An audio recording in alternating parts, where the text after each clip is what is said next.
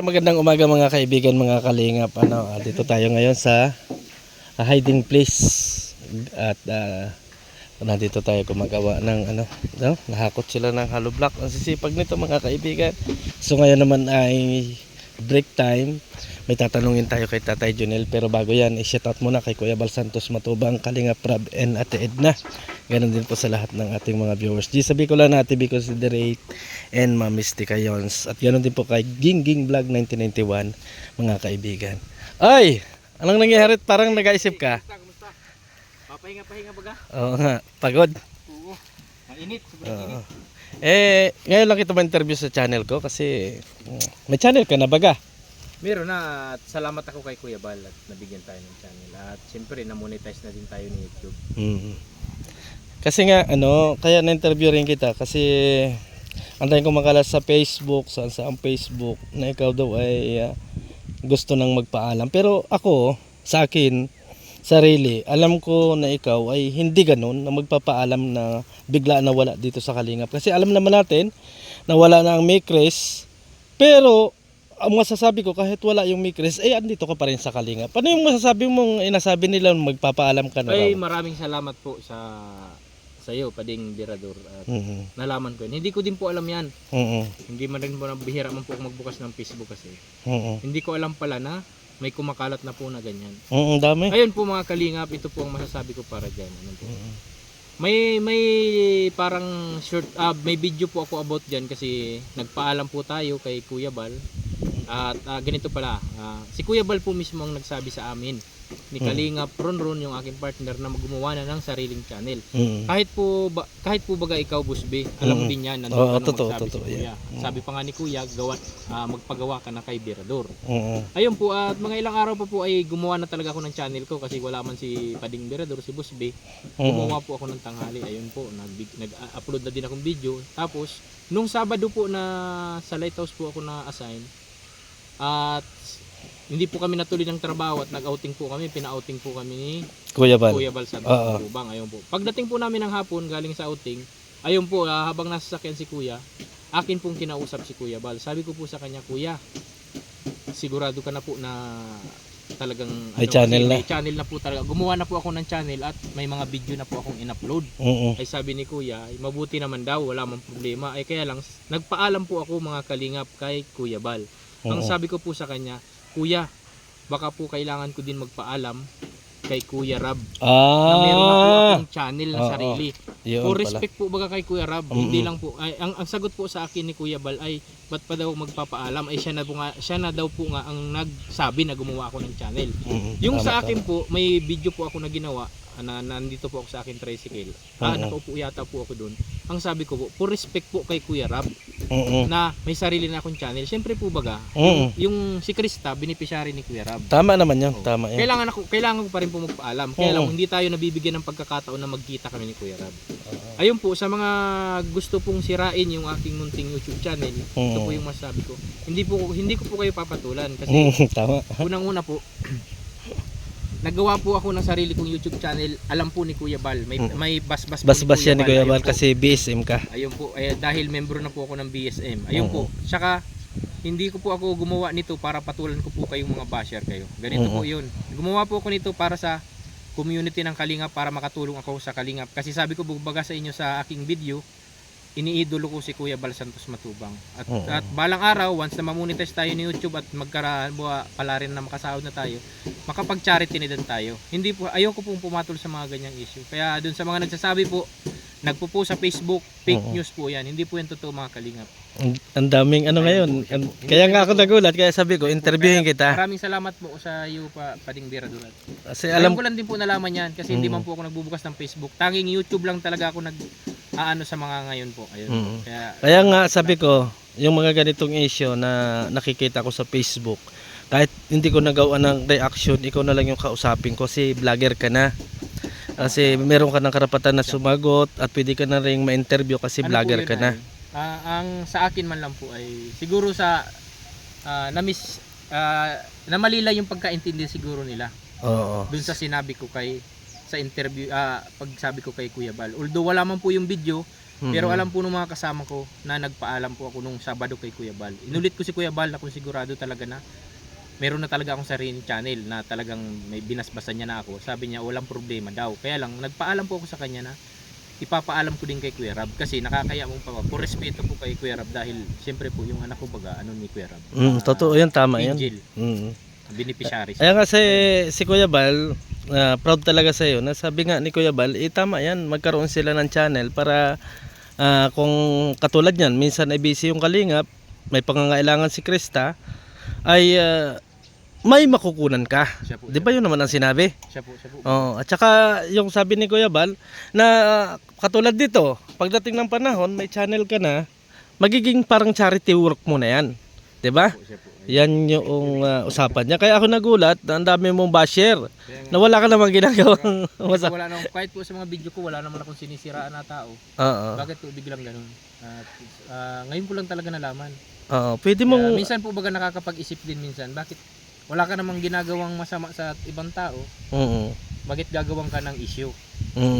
Ay gusto ko man lang po ay makatulong pa sa pamilya ko. Oo, tama 'yun.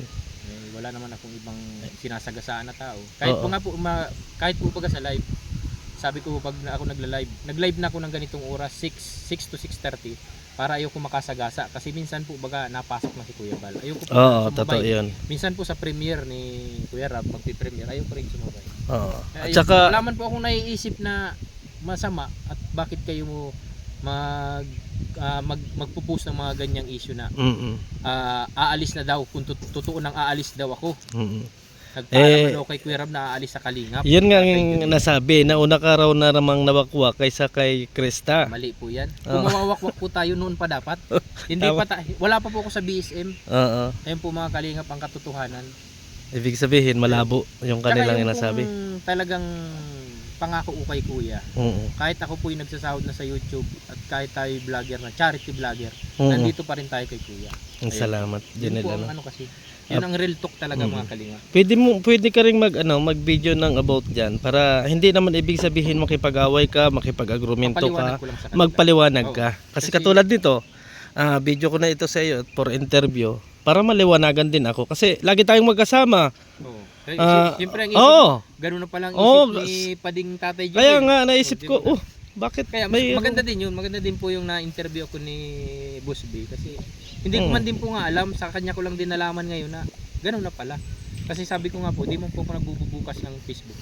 Kasi kung nga gagawin ko nun Pade, parang tabayanan kita, titingnan lang kita dyan, is hindi maganda. Kasi parang nagkikimkim ako ng sama na loob sa iyo, 'di ba? Kaya kaagad inano kita, tinawagan kita, in-interview kita. Kasi para malaman ko talaga kung ano yung ano. Kasi simula't simula kasi wala tayo naging masamang ano ba. Sabi ko, ito nga napaka ano nito kasi kahit wala si Kuya Bal, kahit ano pa man yung ano, talagang trabaho lang itong tao na ito, wala itong issue. At mali din po yung inasabi ninyo mga kaibigan, mga kalingap, na ito ay may sinisiraan ng mga magulang ng bini. Ikaw na rin ang magsabi kasi yun ang inasabi nila eh. Kasi ang lumalabas kasi ngayon, ikaw ay naninira ng tatay ng beneficiary. Ay, hindi po. Maling-mali na naman. Ayun po, abot na naman dyan, di ba? Oo. In-interview ko ni Kuya kasi kinumpara tayo sa mga tatay noon kasi sa mga trabaho. Kasi ako na kay Kuya Bal po. Natural po na lagi po ako nakikita kasi tuwing vlog ni Kuya, nasa lightas po ako gumagawa. Kaya palaging may interview, kaya mahagi po tayo ng camera. Tama naman. Ayun po. Kasi, pero kung nandun kaming tatlong tatay ng mga beneficiary, siguro lahat naman kami ma-interview ni Kuya. Kaya lang, kasi po ako palaging kasama ng BSM, part na ako ng BSM Carpenter. Kaya, yun. Kaya, talagang nakakaano din po talaga isipin. Kaya sabi ko nga noon sa asawa ko, kay Mama Chi, sabi ko, bakit ganun nga, may issue na yung mga angel, pinag-aaway na. Pati yung mga tatay na, pati yung mga magulang ng angel, pinag-aaway pa. Pero ito na lang siguro yung last na ano ko sa iyo. Ano ang naging attraction mo na ikaw ngayon nakakasama na sa mga ano, sa mga ribbon cutting, sinasama ka na, nagsasalita ka na. Ano yung naging expression sa iyo noon, yung mga bagay na gano'n? Ay, yung para sa akin po ay talagang ano yun, para sa akin ay sobrang saya ko po noon. Lalong-lalo na po yung first time ko po sa Kapalungga na hindi ko po akalain na ako'y magsasalita po, ako po yung mag-uumpisa ng opening po ng ano sa pag-ribbon cutting. Di ko po alam yun kasi pag tawag ni Kuya Bal, alangan naman po natanggihan natin yan. Ay ang mga kalingap yan. Kaya yun po. Kaya kung maano po niyo yung video doon ay ako napapayak po ako sa sobrang sayo. Hindi ko po talaga alam na ako yung pagsasalitain po sa ano sa harap ng maraming vlogger. Tama. Ayun po.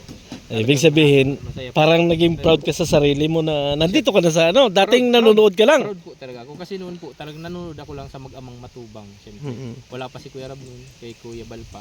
Ay ngayon, Kay Nanay Damiana pa yun noon. Ay talagang nanonood na kami mag-asawa. ay lalo ngayon, Team BSM ka. Ay ngayon po baga ay may sarili na tayong channel. Oo. Tapos mag-iisip ka pa na umalis ka sa Kalingap. Ba't ka alis sa Kalingap? Ano po bang dahilan ko para umalis sa Kalingap? Wala naman po baga. Nandito na ako, yung anak ko nasa anak kay Kuya Rab. Wala namang masamang tinapay na pinakain sa akin si Kuya Rab. Puro kabutihan naman ang sinasabi sa akin. Tsaka ako po makakapagsabi. Yung mga yung mga binabas si Kuya, huwag niyo pong iba si Kuya Bal kasi wala naman po kayong ano hindi niyo man po nakakasama yung tao, hindi niyo alam kung anong mga nangyayari. Kasi po ako makakapagsabi ako talagang si Kuya Bal po ay mabuting tao. O yun, salamat Junel at huwag mong ubusin at pwede mong Sige po, ano yan? salamat. Paalam po sa pwede ba? Pwede po. Pwede yan. Kasi Kahit side video mo yun. Salamat po at ano. Kasi kapag ka ganyan, hindi naman din sila. hindi naman ibig sabihin na ikaw ay nakikipag-away o nakikipag-agrumento. May kalayaan tayo magsalita. Ayon do sa iyong kalooban. Kasi kung ikaw mananatili or mamimihasa yung mga basher. So, pahinga ka na muna at Sige. salamat. So, ayun mga kaibigan, mga kalingap, maliwanag po sa ating lahat na hindi totoo yung mga kumakalat sa Facebook. Hindi kong totoo yung lahat. At ako na rin po yung makakapagsabi na lagi kong nakakausap itong mga ito at close nga tayo kahit saan kami nakakapunta. Kaya ako nagugulat na may issue kay Tatay Junel, mga kaibigan. At sana yung mga tama na. Huwag ninyong isyuhan yung tao. Bagkos suportahan po ninyo ang kanyang YouTube channel. Ayan po si Kalingap Ronron. Ay, Kalingap Ronron, ilan ang subscribers mo? 460 mahigit. Anong channel mo? Kalingap Ronron Vlogs. Ayan, suportahan po ninyo mga kaibigan, mga Kalingap. Pumukpok pa siya. Nakaloko ito. Dakilang pukpok daw ako ng Kalingap. Dakilang pukpok daw po ng Kalingap. Suportahan po nyo mga kaibigan, Kalingap Ronron. Wala bang official yon, basta Kalingap Ronron lang? Kalingap Ronron Vlogs. Ayun, Kalingap Ronron Vlogs. Vlogs ang apelyido. Yan, Kalingap Marky. At siyempre, ano channel mo? Kalingap JR po. Supportahan nyo po ako. Ayan, ilan yung subscribers mo? 416 na tayo. Ayun, sana po maging 1,000 man lang yung kanilang YouTube channel, no? Patulong po natin yan sa BSM dito. Yan, mga kasama po natin. Thank you, Boss B. Thank you. Ayan, suportahan po nyo Kalingap. Kalingap JR. Ayan, Kalingap JR. Lahat yan may tag-isa. Ayan, puntahan natin si Bato. Para sama-sama na to. Bali ano yan? Oh. Sa dalawa. Ay, Bato. Anong channel mo? Anim na kahoy kailangan natin. Pwede na yan, Tres. Kaya lang. Ay sa bagay, Ano yung kulang sa channel mo? susukatan ko man. What's our? What's hour daw po mga kaibigan. So, kompleto na, ano na yung subscribers mo? Ilan na? 1,700. Ayun po mga kaibigan. So, suportahan po ninyo sila mga kaibigan. Yung mga manonood nito, sana po masuportahan natin yung kanilang YouTube channel. Nagsisipag-sipagan lang po si Ronron ngayon kasi alam na ibablog ko siya kasi gusto kong ma-promote yung kanyang YouTube channel. Pero suportahan nyo po mga kaibigan. Ayan, at totoo pong wala daw ako. May ebidensya ako Nasaan ang ebidensya mo? sa vlog ko. Sa vlog pa, ay nag-vlog pala. Nag-vlog pala.